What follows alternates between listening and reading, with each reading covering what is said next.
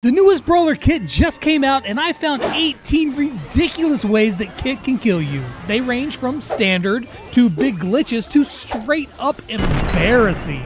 Let's count them out. The first one on this list is the most standard of all the kills, and that's just his main attack. Now, it doesn't do a bunch of damage, but if you're playing a wimpy brawler like Barley or Tick, then you may have already experienced this one. It's his standard attack. He swipes with his little claws, and it hurts. I mean, not like a lot, but he does keep swinging at you pretty fast. And as you'll see as we go on, there are a ton of different ways that Kit can kill you from A to Z. And speaking of Z, let me tell you about Z League. If you're going to be playing games like Brawl Stars, then you might as well earn rewards while doing it, so check it out. I've been playing some tournaments over on the Z League app, which is the place to find friends, play quick tournaments, and earn cool prizes. Signing up is super simple, and finding people to play with is just as easy. All you have to do is add some info about yourself, and it will suggest people for you to be friends with based on your game skill and your interests. You can even add them to your squad where you can hang out, or you can see how you compare with them by checking out their stats. But the best part is, of course, the tournaments. They don't take long, and they're happening all the time.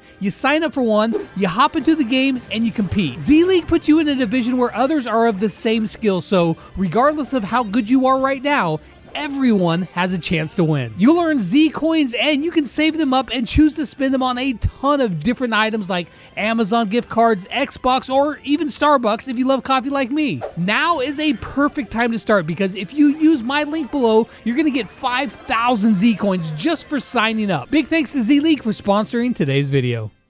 Now, if you're able to stay away from them claws, there is actually a way more deadly way that he can get you, and that's with his thrower attack. Now, he leaps on one of his buddies, and he hurls yarn balls at you. Now, I don't know if there's like a mini atomic bomb in that yarn ball, but what I do know is that that yarn ball deals a whopping 4,000 damage per shot, and it hurts. Now, I'd suggest staying away from this one, but sometimes you just can't stay away from it, like death by rocket ship. When Kit jumps on a Janet who has her super ready, she can take off into the air, and then you can rain down bombs from a safe altitude, and there is literally nothing that your enemy can do about it.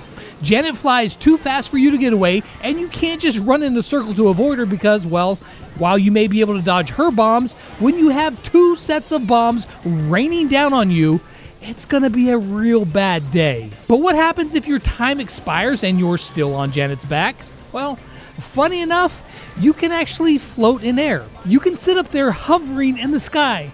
However, this is only a visual bug, and if you do decide to move, then you'll get beamed right back to the ground. What if you wanted to come down, I don't know, just say a little bit slower? Well, you could always go the route of floating on an umbrella. Now, to do this, you just need a friendly Piper and a strong set of claws to hang on. Now, on this list, it's one of the more dangerous ones because both you and Piper don't really want to be this close, but hey, if you time it right, you'll dismount and you can leap on an enemy and get a kill, or just carpet bomb people on the way in, which, if you're getting that close, it'll easily let you get kill type number 5, which is scratching someone's face off. Now, with Kit's super, he jumps in and scratches the heck out of somebody, dealing a small amount of damage, but either you get the kill yourself, or the one thing I overlooked in my 1v1 video with Kit is that while you're latched onto an enemy, you completely immobilize them, so they're just a sitting duck, which is number 6 on the list. Death by petrification. Now, this is honestly one of the strongest pieces of Kit's abilities. If you get caught by that super out in the open and there's some enemies around, you're a goner because just a couple auto aims and you're dead. And if they're going to nerf something, I'd say let the person getting scratched move around. But what if you actually never got the chance to? Well, that brings us to number 7, which is a big glitch right now. In Solo Showdown with Kit's Power Hungry Star Power, once you get 6 power cubes, you can leap on somebody and spam the super button over and over again, just chaining supers without ever getting off of them in the first place. It is a perma-stun that is absolute certain death for enemies and will most likely be fixed soon. So if you did get Kit and you're a Solo Showdown player, or you just want to have fun with the bug, well, now you know. Now, what you might also know is that Kit can go invisible like Leon. With his gadget, he can sneak up on enemies and pop out and kill them, either preying on those weak enemies or using it to finish a kill. So yeah, death by stealth. It's an option. But what if you're on Leon and he goes invisible? Well, that's actually just more of a magic trick, because if you do that, you can still be seen. You just look like you're levitating. You're like a little cat ghost, secretly riding a small child who's dressed like a chameleon. It's not quite as scary when you put it that way. But what is scary is the pain train. In Heist, if you have a Chuck on your team, wait for him to get his post set up, and then just hop on Mortis in a wheelchair and you become death itself. Chuck will make you speed run to the safe where you can unload 4 shots, dealing 16,000 damage, and then you just zip right away. And by the time you reload, well, it's time to go back in for another round of insane damage. This is actually a pretty good strategy to destroy the opponent's safe with no regards to anyone's feelings. And the enemy will feel even worse when they get blasted by the double thrower combo. Just latch yourself onto another thrower, and what was once an easy target is now the thing of nightmares. It could be any thrower, really. I mean, just take your pick.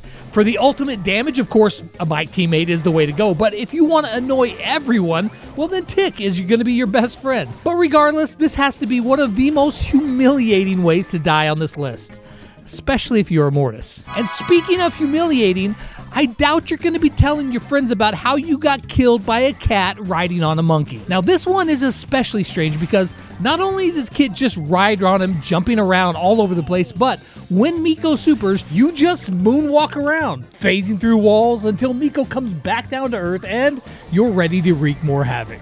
Death by monkey. It's not as fun as it sounds. And if that wasn't scary enough, just try to take down a hypercharged Jackie with a kit attached. And if that kit has the cheeseburger gadget equipped, well then, good freaking luck, because you're pretty much unkillable. Jackie with her damage reduction star power, Kit's passive healing, as well as that huge heal from the gadget that you can get 4 times in a single match, and you have a ball of death that is more scary than that big rock chasing Indiana Jones that scared me when I was a little kid. This is a strat that works pretty darn well in Brawl Ball and is a force to be reckoned with.